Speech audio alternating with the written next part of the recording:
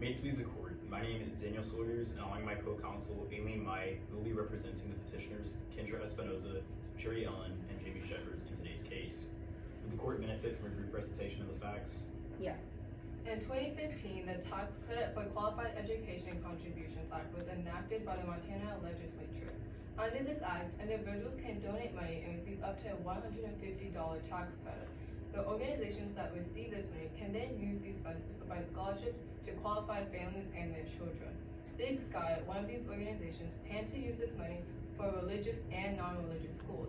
But in order to comply with the Montana Constitution, the Department of Revenue issued Rule 1. And in accordance with this, the Big Sky program is unable to give these scholarships to their children, and the whole program was terminated.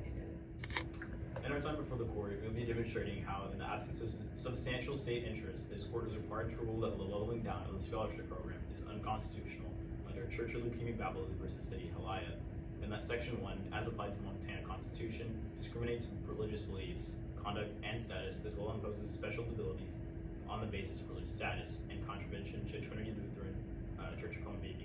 When addressing our first point, which is that the leveling down of the Montana Tax Credit Program is in violation of Church of Leukemia Babylon versus City of Halaya, it states that under the Free Exercise Clause, a law that bans religious practice need not be justified by compelling governmental interest if it is neutral and of general applicability.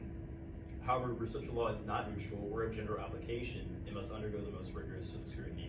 It must be justified by compelling government interest and must be narrowly tailored in order to advance its interests. Neutrality and general applicability are interrelated, and failure to satisfy one requirement is often an indication that the other has not been satisfied as well. There is no question that Article 10, Section 6 of the Montana Constitution forces a burden upon religion, considering the amount of potential funding that has been lost amongst schools, such as Stillwater Christian School in this case, simply because they are partly associated with a religious sect. While it could be argued that there was no burden if the funding only went to public education, the scholarship itself was designed to be generally applicable to qualified education providers. However, the later issuance of Rule 1 directly placed a burden on Stillwater by specifically excluding it from a widely available government program.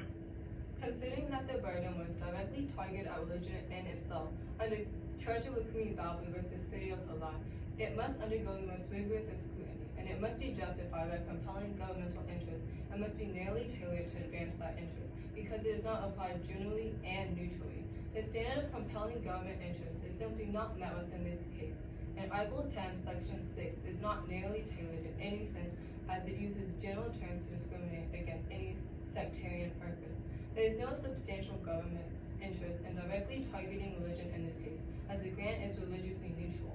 With the grant being religiously neutral and widely available, then there can be no plausible substantial government interest, as the government interest in cases like this are motivated by the state's desire to not put forth any religious cause through government action.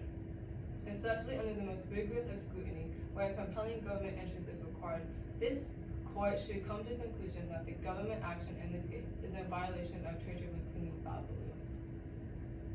Moving on to our second point, Section 1, as applied to the Montana Constitution, violates the precedent set forth in Trinity Lutheran by discriminating against religious beliefs, conduct, and status, as well as imposing special disabilities on the basis of religious status.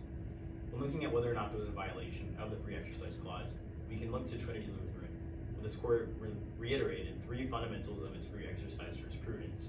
The first one states that a law may not discriminate against some or all religious beliefs. The second states that nor may a law regulate or outlaw conduct because it is religiously motivated. And thirdly, a law cannot impose special disabilities on the basis of religious status. Only one of these principles needs to be violated in order for there to be a violation of the Free Exercise Clause. The first principle is violated because Rule 1 provided that the scholarship could not be given or provided to students at any religious institution. In Trinity Lutheran v. Comer, the court held that including churches from otherwise neutral aid programs was unconstitutional. How does the holding in Trinity Lutheran apply to the facts in this case? Your Honor, when we use the ruling held in Trinity Lutheran, we can use this to help make sure that the relationship between church and state has not been isolated, Your Honor. This violates the first fundamental principle because it discriminates against all religious beliefs because they are unable to be given this scholarship under Rule 1 of the Montana Constitution. Rule 1 of the Montana Constitution says that these scholarships or grants can only be given to secular institutions, which leaves religious institutions in the dark as they are unable to be given this money to help with the students' education. This means that all religions are discriminated because the institutions where these students go to there, the students are worshipers and are not getting any aid, while secular institutions are given this aid. This also goes against Zalman versus Simmons-Harris because Amendment 1 is not neutral with respect to religion. In fact, it is favoring non-religious institutions over religious institutions, making it unneutral and unconstitutional. In Zalman v. Simmons-Harris, an Establishment Clause case, the court upheld a policy that allowed parents using tuition vouchers paid for with tax dollars to choose to send their children to religious schools. Does the holding of Zalman help bolster your free exercise claim in this case? Well, Your Honor, the tax vouchers in this case are effectively serving the same functionality as the scholarships in this case as compared to Zalman's where they use vouchers. So that gives more history and evidence showing that the use of taxpayer money, whether it be through vouchers or through outright scholarships, is constitutional and has been historically constitutional. The second principle states that a law may not outlaw or regulate conduct because it is religiously motivated. There is a violation of this because it discourages private and or religious institutions to give scholarships to low-income students who otherwise would not have gone to those schools or organizations, meaning that it was religiously motivated because it did not want religious schools or institutions to receive aid, which would create an undue burden upon the appellants. One of the founding fathers, Thomas Jefferson, wrote in his letter to Danbury Baptist Church, "I shall see with sincere satisfaction the progress of those sentiments which tend to restore man to all his natural rights, convinced he has no natural right in opposition to his duties." This quote shows a strong sentiment from Jefferson in opposition to any state interference with practice of religion. Additionally, it also discriminates against religious families and discourages them from attending these schools. In the historical source of Document 69, Joseph Story, Commentaries on the Constitution, it states that the government should focus on securing to all citizens the free exercise of religion, which is violated because Espinosa's religious status is compromised and she is discouraged to practice taking part in her religion but not going to religious school. Kendra Espinosa testified that a major reason why she did choose Stillwater Christian School is that she is Christian and she loves the fact that the school teaches the same Christian values that she and her family believe in and teach at home. Citing the record, the other family said they sent their child to Stillwater for its academic rigor. Therefore, Article 1 prevented Stillwater from giving the scholarships to Espinosa kids because it allowed them to choose to go to schools that have secular or religious connections and ties. The third prong states that laws or legislation cannot impose special disabilities on the basis of religion. However, Rule 1 does impose special disabilities on the basis of religion. Because in Section 1, these families can never receive any public aid as long as they go to a school that has connections to a religious group, organization, or sect, which would compromise their status and create a special disability only towards people who choose to go to schools connected to religious organizations. So by not giving Espinosa the scholarship money due to Rule 1, Rule 1 is creating a barrier due to burden on Espinosa to pick between her religion and sending her kids to public school, which imposes a special disability on Espinosa on the basis of her religion, which violates a third fundamental principle. This creates a special disability because if she had gone to a non-religious or non-denominational school, she would have gotten financial aid. But because she chose to go to a private school, her not getting the financial aid imposes a special disability on the basis of religion. And in Joseph Story, Commentaries on the Constitution, he states that there is much more to be pleaded than for the former, that is, revealing the ordinances of church, being a matter of private conscience, to the scruples of which our present laws have shown a very just and Christian indulgence. But undoubtedly, all persecution and oppression of weak consciences on this score of religious persuasions are highly unjustifiable upon every principle of natural reason, civil liberty, or sound religion. But care must be taken not to carry this indulgence into such extremes as may endanger the national church. There is always a difference to be made between toleration and establishment, meaning that the extra care has to be taken in order to ensure that religion and religious schools are not discriminated against, but in today's case, there was no extra care taken to ensure this. Another consideration this court should consider is preference. Statistically, Americans will want affordable private schools rather than public or charter schools. Additionally, Diperna and Shaw states that parents whose children go to private school report a higher satisfaction rate than parents whose children go to public school.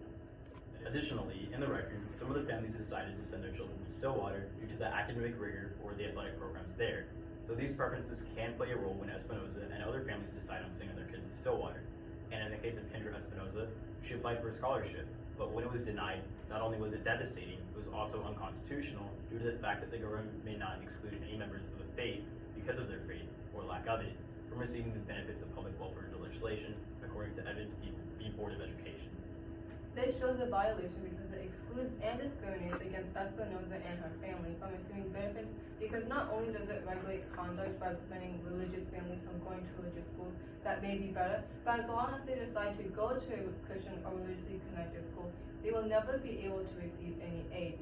And under the Free Exercise Clause of the U.S. Constitution, Amendment 1, it states that a law that burdens religious practice need not be justified by compelling governmental interest if it is neutral and of general applicability, according to Employment Division, Department of Human Resources, or B. Smith.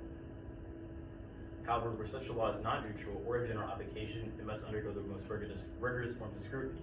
It must be justified by compelling government interest, and must be narrowly tailored to advance that interest.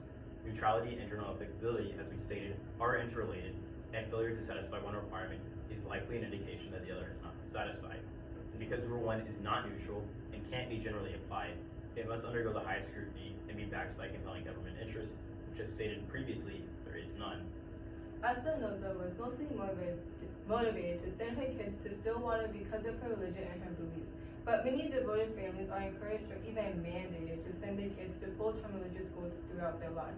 And Bagging Counsel to Gustivium Edicanis, also Codex Juris Canosini, it says that whenever possible, parents or couples are required to send their kids to a Catholic schooling program, as well as many Orthodox Jews believe that it is necessary to send their kids to Jewish education and schooling.